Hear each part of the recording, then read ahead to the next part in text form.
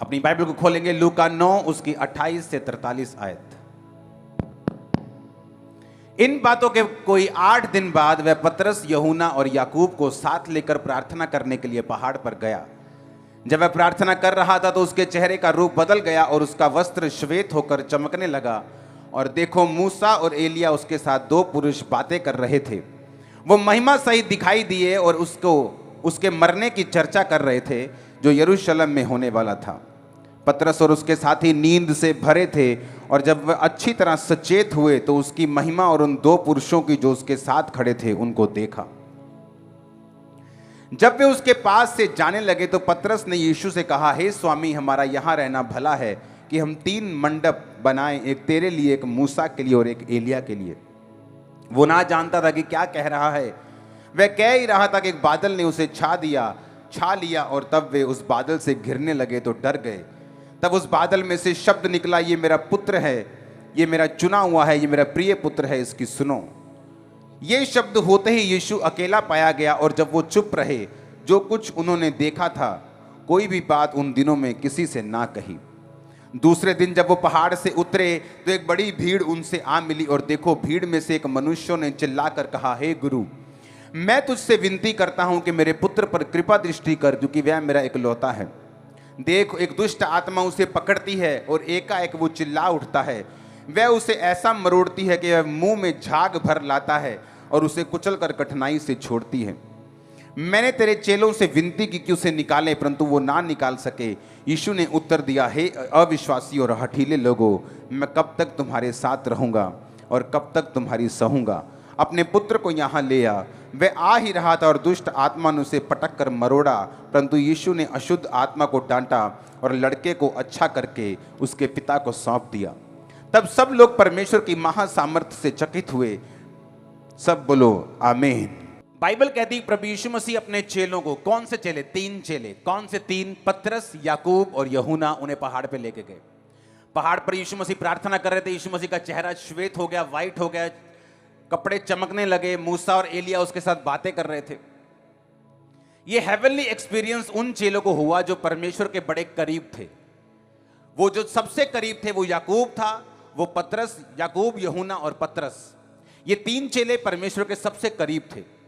अगर परमेश्वर ने जब औरत को, जो 12 साल की लहू बहने वाली औरत को चंगा किया, और जब यीशु मसीह उस रास्ते से जहां उसे 12 साल की उस लड़की को भी हील करना था और जीवित करना था, तो भी अंदर सिर्फ यही 3 चेले गए थे, बाकी 9 चेले और बाकी जो लोग थे वो बाहर रहे थे। अब मैं आपको जो चीज बताना चाहता हूं उसे बड़े ध्यान से सुनना और समझना। जब ये सारी घटना हो रही थी और प्रभु यीशु मसीह पहाड़ पे थे और ये सुपरनैचुरल एक्सपीरियंस चेलों के साथ हो रहा था, और जब वो वापस आए तो बहुत से लोग खड़े थे यीशु मसीह का इंतजार करने के लिए। और यीशु मसीह को उन्होंने बोला कि परमेश्वर, हम एक दुष्ट आत्मा वाले व्यक्ति को तेरे चेलों के पास लाए थे, परंतु तेरे चेले उन्हें निकाल नहीं सके। वो कौन से चेले थे? वो 3 चेले नहीं थे, वो 9 चेले थे जो 3 से अलग थे। वो 9 चेले जिन्हें परमेश्वर बड़े काम करने के लिए साथ नहीं लेके जाता था, छोड़ के जाता था, वही 9 चेले उन दुष्ट आत्मा को निकाल नहीं सके। आप मसीह लाइफ में देखते हो क्रिश्चियंस को, विश्वासियों को, कुछ विश्वासी हैं जो बड़े आनंद के साथ जी रहे हैं, कुछ सेवकाइयां हैं जो बड़े आनंद के साथ और जुम्बश के साथ और विक्ट्री के साथ चल रही हैं, लेकिन कुछ लोग ऐसे भी हैं जो फ्रस्ट्रेशन के साथ चल रहे हैं, जो खिजाहट के साथ चल रहे हैं, जिनकी लाइफ में वो नहीं हो रहा जो बाकी बड़े चेलों की लाइफ में हो रहा है, जो पतरस की लाइफ में हो रहा है वो उनकी लाइफ में नहीं हो रहा। और कारण परमेश्वर नहीं है, कारण वो लोग खुद हैं। जब बाइबल कहती परमेश्वर ने चेलों से कहा कि लोग मुझे क्या कहते हैं, कहते परमेश्वर, कोई कहता है कि तू यूहन्ना है, कोई कहता है तू एलिया है। पतरस को परमेश्वर ने पूछा, तू मुझे क्या सोचता है, मैं कौन हूं? उसने कहा, तू जीवते परमेश्वर का बेटा, तू मसीह है। परमेश्वर ने कहा, इस बात के कारण मैं तुझ पे अपनी कलीसिया बनाऊंगा और तुझ पे अधोलोक के फाटक जो होंगे वो प्रबल नहीं होंगे, क्योंकि ये बात तुझ पर मांस और लहू ने नहीं परंतु परमेश्वर की आत्मा ने प्रकट की है। हालेलुया। 2 तरह के विश्वासी हैं, एक वो जो फ्रस्ट्रेट रहते हैं, जो काम नहीं कर पाते, आत्मिक शक्तियां जिनके पास नहीं हैं, जो हर टाइम संघर्ष करते हैं, और दूसरे तरह के हैं जो हर वक्त विक्ट्री में रहते हैं, जीत में रहते हैं। और दूसरे जब उनको देखते हैं उन्हें लगता है कि ये कैसे कर पा रहे हैं, और वो विरोध भी करते हैं। अब जो चेले 9 नहीं कर सकते थे वो 3 कर सकते थे। आपको ध्यान से अब बात को समझना है। इसमें परमेश्वर का कसूर नहीं था। बात यह थी कि आप लोग परमेश्वर के वचन को कितना ग्रहण करते हो। 9 चेले जो थे जो कहते थे कि परमेश्वर कोई तुझे ये कहता है, कोई तुझे ये कहता है, इसका मतलब वो लोगों की बात भी सुनते थे। गूंज कम करो, प्रेशर बढ़ाओ हल्का सा। अपने पड़ोसी को बोलो वो खुदा की बात भी सुनते थे और लोगों की बात भी सुनते थे। जब परमेश्वर बोलता है कि लोग मुझे क्या कहते हैं, तो उनको मालूम था लोग उनको, क्योंकि वो लोगों की बात, लोगों के साथ उनका उठना बैठना था। उनको मालूम था लोग भी क्या कहते हैं और परमेश्वर भी क्या कहता है।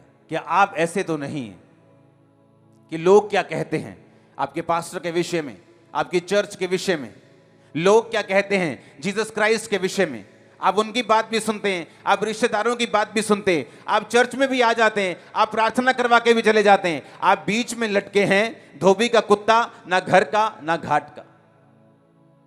यीशु मसीह ने कहा जिसका विश्वास थोड़ा है, जिसका विश्वास कंप्लीट नहीं, वो समुद्र की लहर के समान है। आज से 20,000 साल पहले भी लहर आती थी, टकराती थी, चली जाती थी, आज भी टकराती है और चली जाती है, कोई काम नहीं होता। जैसे पहले थी आज वैसे ही है। उसी तरह से बाइबल कहती है उस व्यक्ति जिसका विश्वास दो चित्ता है वो समुद्र की लहर के जैसे। हालेलुया।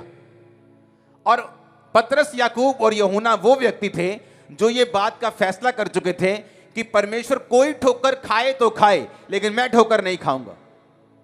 जब यीशु मसीह ने कहा कि आज मुझे पकड़ लिया जाएगा और 3 दिन के बाद ऐसा हो जाएगा, बार बार पतरस को वो बोलते रहे, 3 दिन पहले भी, आज भी, होने वाला था तब भी। और पतरस कहता रहा परमेश्वर अगर तुझे मौत आई तो मैं भी तेरे साथ मरने के लिए तैयार हूं। वो परमेश्वर को झूठ नहीं बोल रहा था, वो सच में इतना डेडिकेटेड था, सच में इतना समर्पित था कि वो कुछ भी करने के लिए परमेश्वर के लिए तैयार था। और इसीलिए बाइबल कहती है जो पतरस कर सकता था वो बाकी चेले नहीं कर सकते थे। हालेलुया। आपको प्रोफेटिक वर्ड मिलता है कि अब आने वाले टाइम में अब डिलीवरेंस वीक शुरू होने वाले हैं। मुझे डिलीवरेंस के लिए जाना है, मुझे डिलीवरेंस नेक्स्ट लेवल के लिए जाना है, मुझे फाइनेंशियल बरकत के लिए जाना है। ये 7 हफ्ते मुझे प्रार्थना में रहना है। 7 हफ्ते मैंने प्रोफेटिक वर्ड्स को स्वीकार। बहुत से लोग आमीन बोलते हैं, लेकिन क्या आपने आमीन बोलने से पहले जो वचन आपको बताए गए हैं, क्या उन वचनों को पूरा किया आपने? एक व्यक्ति आगे टेस्टिमनी देता है कि मैं उस 23 जून की मीटिंग में था, मैं 31 नाइट की मीटिंग में था, आपने स्वीट दी थी और आपने कहा था कि वो कड़वापन खत्म हो चुका है और आपको टेस्टिमनी मिलेगी। रसौलियों के बावजूद, बीमारी के बावजूद, 8 डॉक्टर चेंज करने के बावजूद अपनी टेस्टिमनी को मैं रिसीव करके वापस गई। 1 वीक के अंदर मैं प्रेग्नेंट थी। उसके बाद परमेश्वर ने मुझे बेबी दिया। कैसे? क्योंकि आप वर्ड्स को रिसीव कर रहे हैं और वर्ड से पहले भी जो बताया जा रहा है आप उस पर बिलीव कर रहे हैं। हालेलुया। आज से कुछ साल पहले जब टेस्टिमनी चर्च में चल रही थी तो बहुत से परदेसी लोग थे जो गवाही दे रहे थे कि हमने अपना घर ले लिया, हमने अपना घर ले लिया। हम बिहार से आए हैं, हम यूपी से आए हैं, मैं महाराष्ट्र से आई हूं, मैं पंजाब में रहती हूं, हम काम करते थे, हमने अपना घर लिया है। तो मैं बड़ा हैरान होता कि पंजाबी लोग अपनी टेस्टिमनी क्यों नहीं दे रहे अपने घर की। ये बाहर से लोग आ रहे हैं और टेस्टिमनी दे रहे हैं। जब उनको एग्जामिन किया गया, जब करीब से देखा गया, तो उन लोगों की जो विश्वास था, जो श्रद्धा थी, जो फेथ था, वो दूसरे लोगों से कहीं ज्यादा था। वो एक चर्च में टाइम था जब रजिस्ट्रियां होने वाली होती थी, बोलता था कि ये येलो पेपर लेके जाओ, अगले हफ्ते बोना है, नेक्स्ट मंथ बोना है, बहुत जरूरी है, इसके बिना चलेगा नहीं। पंजाबी सोचते थे कई बार, लेकिन वो लोग सोचते नहीं थे। वो बोलता कि हाँ चर्च ने बोला है, कोई प्लान नहीं, कोई सोचना नहीं, जो करते थे, सुनते थे, करते थे। और वो ब्लेस होके सामने भी आए, टेस्टिमनीज भी दी, और आपकी टेस्टिमनीज भी श्योर है यीशु मसीह के नाम में। अगर आमीन हो चाहे चर्च। आप मेरी बात को समझ रहे कि नहीं? वो लोग बिना शक के, बिना किसी शक के कि पास्टर को उनको मालूम है ये बात कि चर्च की आपकी ऑफरिंग मैं देखता तक नहीं, मेरे घर में आपकी ऑफरिंग नहीं आती, बैंक में जमा होने से पहले भी घर में नहीं आती, वो चर्च के स्ट्रांग रूम में होती। आप कितना पैसा देते हो सिर्फ आपको पता या परमेश्वर को मालूम। वो 20-25 लोगों की टीम गिनती है, in house CA, outside CA, वो सब चेक करते हैं पैसा कहां जा रहा है, कहां खर्च हो रहा है। टीम है जहां जो सारे खर्चे का ध्यान रखती है, कोई गलत पैसा जा तो नहीं रहा, पक्के में सारा काम होता है। किस आप मुझे मालूम भी नहीं होता आपका 2000 का नोट किस रंग का है, लेकिन ये एक सिस्टम परमेश्वर ने इसलिए बनाया कि आप लोग बरकत को पा सके। मैंने लोगों को देखा है अपने कर्जे के लिए प्रार्थना करना कि परमेश्वर मेरे कर्जे से मुझे आजाद कर, और 10 साल से प्रेयर कर रहे हैं। वो जो टाइथ बोते हो, नहीं, आप कभी भी कर्जों से फ्री नहीं हो सकते, क्योंकि बाइबल कहती है परमेश्वर ने एक स्ट्रक्चर बनाया, एक वचन का स्ट्रक्चर बनाया, एक सिस्टम बनाया, उस सिस्टम के बाहर बरकत नहीं है। अगर आप लोगों की भी सुनेंगे, अगर आप दिमाग की भी सुनेंगे, आप वो नहीं ले सकते जो परमेश्वर आपको देना चाहता है। इमेजिन करो वो 9 चेले जो चंगा नहीं कर सके, कितनी फ्रस्ट्रेशन में होंगे, क्या सोच रहे होंगे, लोग उनको कैसी कैसी बातें बोल रहे होंगे। लेकिन जो 3 चेले थे जो वो कर पा रहे थे, वो 9 नहीं कर पा रहे थे, क्योंकि वो 3 चेलों का ध्यान सिर्फ यही था कि परमेश्वर ने मुझसे क्या कहा है, मेरे पास्टर ने मुझसे क्या कहा है, मेरे अगुए ने मुझसे क्या कहा है, ना कि लोग क्या कहते हैं, ना कि दिमाग क्या कहता है, ना कि सेंस क्या कहती है, क्या ना कि दूसरे सेवक क्या कहते हैं। हालेलुया। बहुत सारे पंजाबी जी कहते बहुतिया घरां दा परोना भुखा रह जांदा। हां, जिस तरह पिता एक है, परमेश्वर एक है, चर्च भी एक होना चाहिए, जिसको आप सुनते हैं वो भी एक होना चाहिए, ताकि आपकी लाइफ में जो परमेश्वर का वर्ड है आप उसे कंप्लीटली बिना किसी शक के रिसीव कर सकें, ताकि आप ही की लाइफ में काम हो और आप बड़े कामों को देख सकें। आमीन। अब वो 9 चेले वो कर पा रहे थे जो नहीं कर पा रहे, जो 2-3 चेले कर पा रहे थे। हालेलुया। 2 कुरिन्थिया 5 उसकी 17 आयत, उसमें लिखा है, यदि कोई मसीह में है तो वह नई सृष्टि है, पुरानी बातें बीत गई हैं, देखो सब बातें नई हो गई हैं।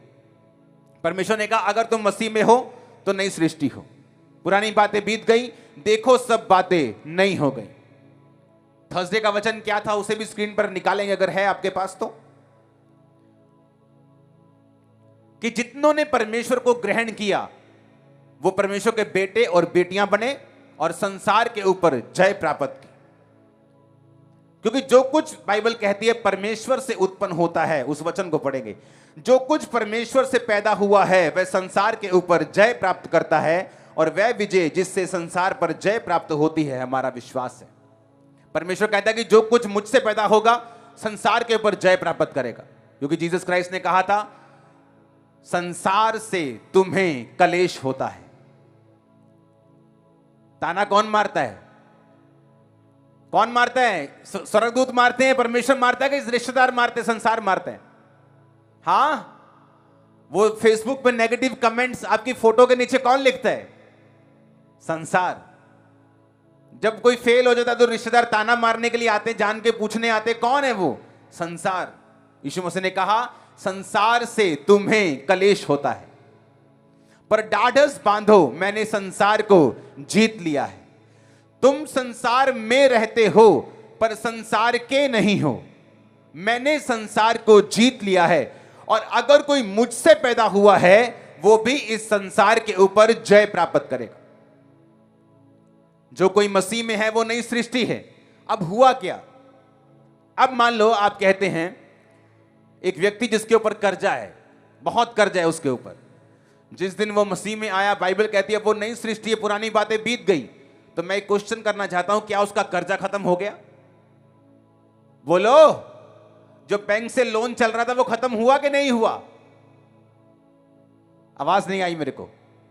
नहीं हुआ ना? किस्तें तो जा रही है कि नहीं जा रही? तो बाइबल तो कहती है हम नई सृष्टि, पुरानी बातें बीत गई। तो बैंक वालों को जाके बताओ तो कि मेरा पुरानी बातें बीत गई हैं जी, मैं तो क्रिश्चियन बन गया, लोन खत्म करो तुम ही। बोलेगा लोन नहीं खत्म करे, तेरे घर से बाइक उठा के लेके आते, जरा तेरे को नींद तेरी खोलते हैं थोड़ी सी। अब ये क्यों लिखा कि पुरानी बातें बीत गई, देखो सब नई हो गई? क्योंकि जिस वजह से आपके घर में कलेश है, जिस वजह से आपके घर में कर्जा है, जिस वजह से आप बीमार हैं, परमेश्वर ने कहा मैंने वो सब चीजों को खत्म कर दिया है, तुम एक अच्छे प्लेटफॉर्म के ऊपर आ चुके हो जहां से तुम अपने कर्जे को खुद खत्म कर सकते हो। अब ध्यान से सुनो, अगर मान लो मैं जब मसीह में आया तो मैं नई सृष्टि हूं, अब मैं मसीह में हूं, मुझे यह वचन मालूम होना चाहिए कि जो कोई मसीह से पैदा हुआ है वो संसार के ऊपर जय प्राप्त करता है। अब कर्जा भी संसार का है, तो मैं क्या करूंगा, अब मैं बाइबल में से ढूंढूंगा कि परमेश्वर का वचन इस कर्जे के विषय में क्या कहता है, क्योंकि बाइबल कहती है मसीह से पैदा होने का मतलब है मुझे वचन से पैदा होना पड़ेगा। अगर वचन से पैदा मैं नहीं हुआ हूं, जिस तरह यूहन्ना 1 उसकी 12 और 13 में लिखा, जितनों ने उसे ग्रहण किया उसने उन्हें परमेश्वर की संतान होने का अधिकार दिया, अर्थात जो उसके नाम पर विश्वास रखते हैं वो ना तो लहू से, ना शरीर की इच्छा से, ना मनुष्यों की इच्छा से, परंतु परमेश्वर से उत्पन्न हुए हैं। सब बोलो आमीन। क्या कहा परमेश्वर ने कि जितने उसको ग्रहण करते हैं परमेश्वर उन्हें अपनी संतान होने का अधिकार देता है। वो अब मांस से, शरीर की इच्छा से, लहू से, मनुष्यों की इच्छा से नहीं, परंतु प्रभु से उत्पन्न हुए हैं। आप पैदा हुए, आपके माता पिता ने आपको पैदा किया, आपका सेम ब्लड है, आपका डीएनए मैच करता है। डॉक्टर बोलते हैं भाई साहब तुम मीठा नहीं खाते लेकिन फिर भी शुगर होगी तुमको, क्योंकि तुम्हारे जनरेशन में शुगर है। ये सब बीमारियां तुम्हें जनरेशन से मिलती आ रही हैं। अगर किसी की जनरेशन में कैंसर है, डॉक्टर बोलते हैं अगर आपकी जनरेशन में कैंसर है तो बड़े चांसेस है कि वो आपको भी होंगे। लेकिन यीशु मसीह ने कहा अगर तुम मुझसे पैदा हुए हो तो अब तुम मनुष्य की इच्छा से नहीं, यानी अपने मां बाप की इच्छा से नहीं, लहू से नहीं, अपनी माता के गर्भ के उस प्लेसेंटा से नहीं, शरीर की इच्छा से नहीं, क्योंकि माता पिता ने तुम्हें चाहा कि पैदा हो, परंतु अब तुम प्रभु से पैदा हुए हो। तुम्हारा डीएनए चेंज कर दिया गया है, वो डीएनए फेलियर का निकाल के सक्सेस का डाल दिया गया है। अब बात यह है, पतरस, याकूब और यूहन्ना बिना फ्रस्ट्रेशन के, बिना खिचकिच के, बिना संघर्ष के सेवकाई करते रहे, फल पाते रहे, लाखों में जाते रहे, और दूसरे संघर्ष करते रहे। तीसरे तरह के भी होंगे जो बिल्कुल नाकामयाब होंगे। कारण क्या? कितना वचन आप परमेश्वर का सुनते हैं और उसे सीरियसली लेते हैं, यह डिपेंड करता है कि आप अपनी लाइफ में कितना आगे जाएंगे।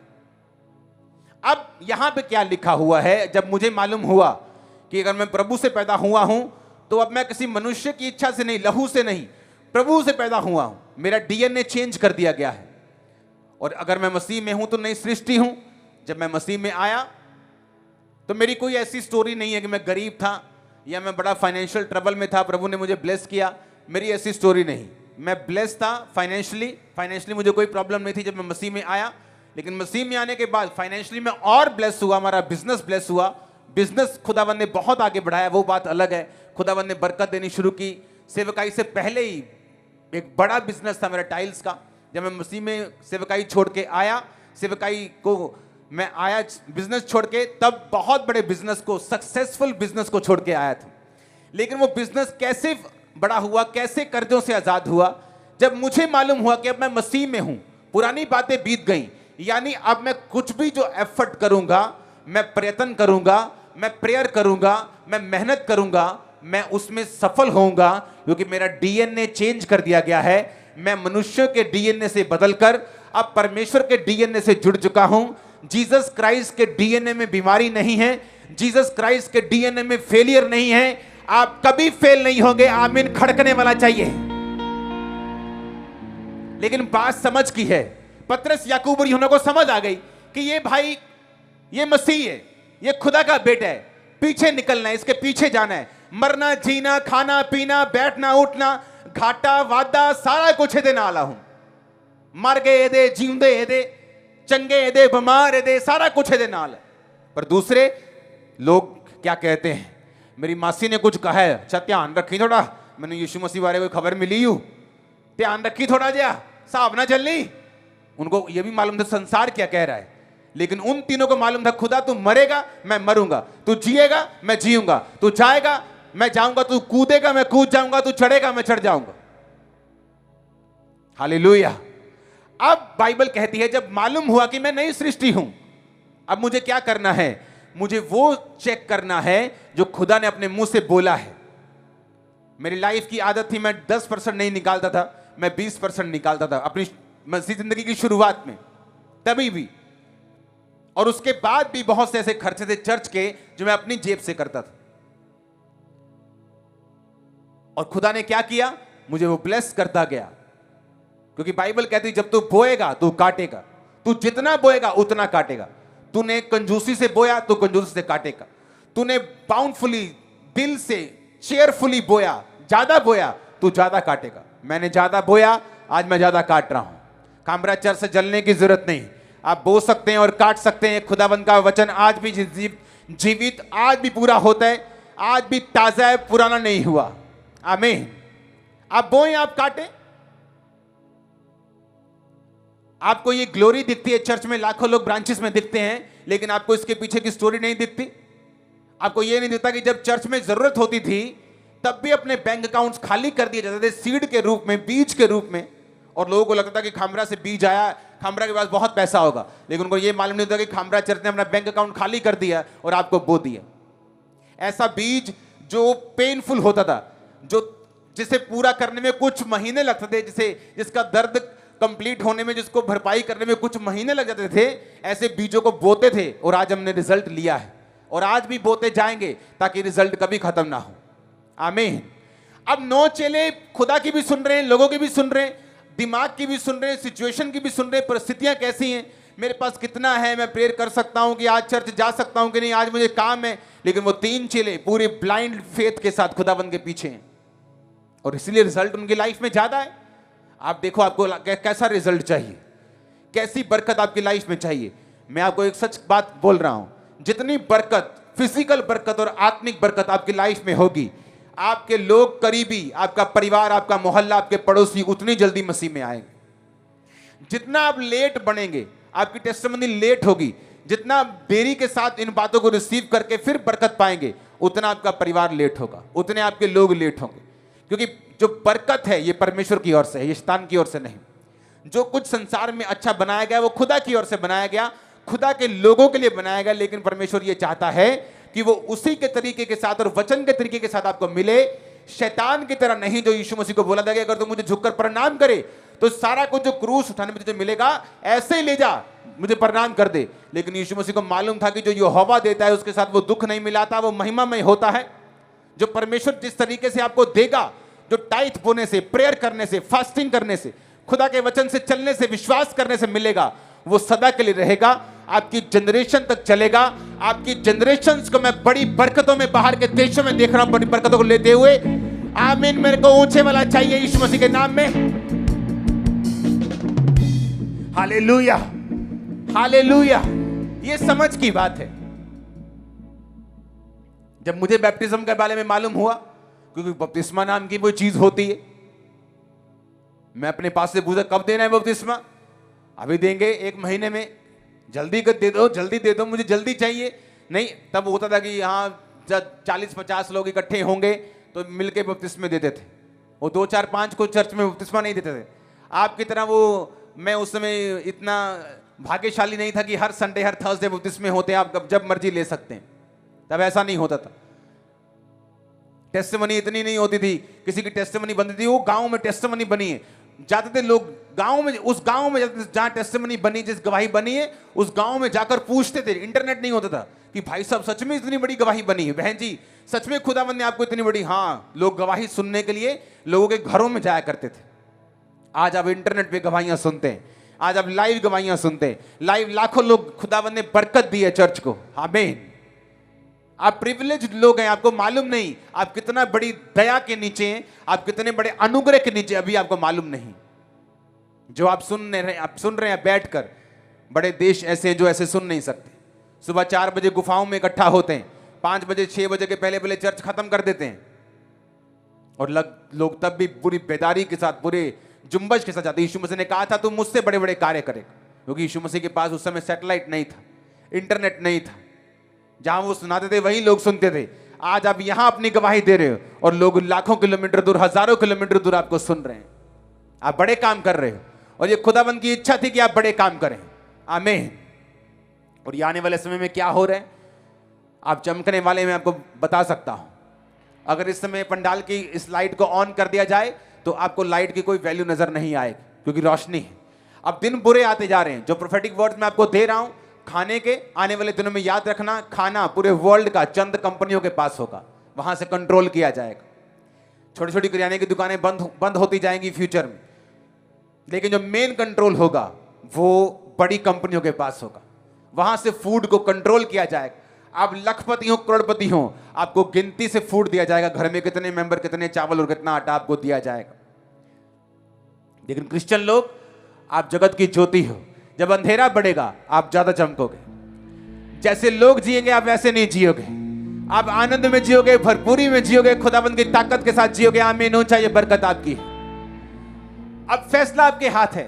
आपको 9 चेलों की तरह बनना है, हिसाब से चलना है, देख के चलना है कि हाँ जेब अलाउ कर रही है, टाइट दे दें, इस महीने खर्चा ज्यादा हो गया नहीं देना, आज मेरा टाइम अलाउ कर रहा है मैं चर्च में जाऊं, आज मुझे ज्यादा काम आ गया चर्च में नहीं हूं।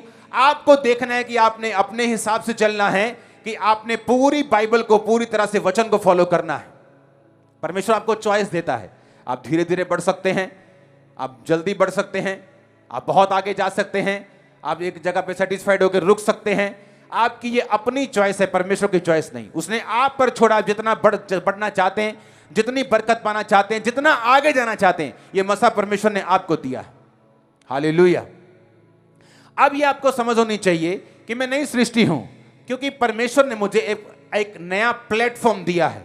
मैं एक बेटर जगह के ऊपर हूं। अब मैं यहां से अपने कर्जों से आजाद हो सकता हूं। मैं आपको चैलेंज करता हूं। आपकी लाइफ में कर्जा है, आप खुदावंद के वचनों में आप टाइट को बोना शुरू करो, आप प्रेयर में जाना शुरू करो।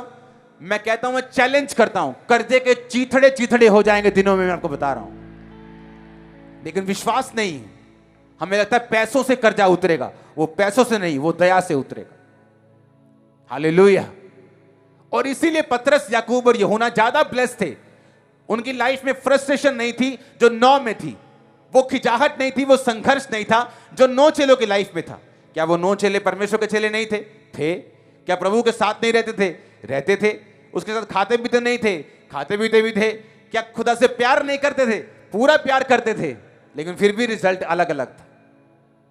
एक है खुदावन से इमोशनल प्यार करना, एक है परमेश्वर की बात को एग्जैक्टली अपनी लाइफ में फॉलो करना। जो मसीह से पैदा हुआ है वो संसार के ऊपर जय प्राप्त करता है। क्या है संसार में? बीमारियां हैं, क्या है? कलेश है, क्या है? ताने हैं, क्या है? कर्जा है, फाइनेंशियल ट्रबल है, डिप्रेशन है, चिंता है, हर तरह की वो मुसीबत है जो संसार में है। और जीसस ने कहा, टाटस बांध, मैंने संसार को जीत लिया है, मैंने उसे विन कर लिया है। और अगर तुम मुझसे पैदा हुआ है तो तू भी संसार के ऊपर जय प्राप्त करेगा।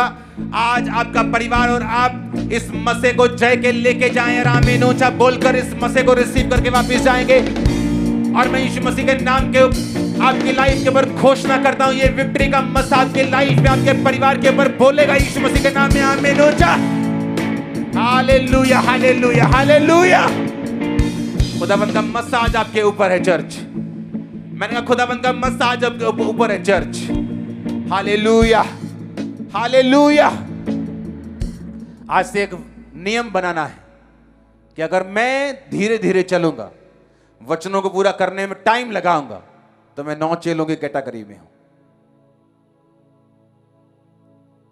खुदा प्यार भी करेगा, बचा के भी रखेगा, लेकिन वो विक्टोरियस लाइफ, जो एक ड्रीम लाइफ, जिसे ड्रीम के रूप में लोग देखते हैं, उसे पाना मुश्किल हो जाएगा। जो लोग बपतिस्मा नहीं लिया, जिन्होंने, आज मीटिंग के बाद बपतिस्मा लें, क्योंकि अगले संडे प्रभु भोज है और आप में से एक भी जन उस स्पेशल प्रेयर और प्रभु भोज को मिस ना करें। आमीन। उस लहू को, उस भोज को आप मिस नहीं करेंगे। आप पूरी इंस्ट्रक्शंस को फॉलो करते जाएंगे और मैं आपको बता रहा हूं, डिलीवरेंस आपके पास होगी। आप पूरी तरह से डिलीवर होंगे। आमीन। ऊंचे वाला चाहिए चर्च। वो बार बार वीजा अप्लाई करना और ना मिलना, आपको डिलीवरेंस की जरूरत है। एक लेवल पे आके चर्च का स्टक हो जाना, डिलीवरेंस की जरूरत है। डिलीवरेंस सिर्फ दुष्ट आत्माओं से नहीं होती, आपके मेंटल लाइफ में भी होती, घर में भी होती, पति पत्नी के बीच में भी डिलीवरेंस चाहिए आपको, बच्चों में भी डिलीवरेंस चाहिए आपको, अपनी लिमिटेशन से आजाद होने के लिए। एक लिमिट तक ही आप बढ़ पाते हैं, अगर उससे बड़ा कोई काम करने जाते हैं अटैक हो जाता है, उसके लिए आपको डिलीवरेंस चाहिए। और ये 7 हफ्ते आपको लॉन्च कर देंगे यीशु के नाम में नए हथियार के रूप में। आप आगे बढ़ने जा रहे हैं। आमीन। ऊंचा ये बरकत आपकी है। आमीन। खुदावंद का वचन पूरे इंडिया में फैल रहा है। बहुत जल्दी आपको जम्मू कश्मीर की और हिमाचल की गुड न्यूज देंगे, बहुत जल्दी। दोनों ब्रांचेस की गुड न्यूज जल्दी जल्दी आपको मिलने वाली है। आमीन। कितने लोग हैं हिमाचल से? हाथ खड़ा करना जरा, हिलाओ जरा हाथों को। और जम्मू कश्मीर से? जम्मू कश्मीर से देखो कहां कहां से लोग चर्च में बैठे हैं। अब आपके उधर ही शुरू होगी चर्च। हालेलुया। कितने वचनों को समझ रहे हैं? अपने पड़ोसी को बोलो, वचन पूरा करने में देरी मत करना, क्योंकि वो तेरी बरकत में देरी करेगी, तेरी डिलीवरेंस में, तेरे छुटकारे में देरी करेगी। जैसे वचन मालूम हो उसको पूरा करना, तो बरकत का हकदार होगा। आमीन बोलो एक बार ऊंची आवाज में। आमीन बोलो ऊंची आवाज में। हालेलुया। तो हिमाचल के लिए, जम्मू कश्मीर के लिए आप प्रार्थना करते रहेंगे। और भी बहुत सारी ब्रांचेस हैं फॉरेन में जो खुलेंगी, लेकिन धीरे धीरे आपको गुड न्यूज देंगे।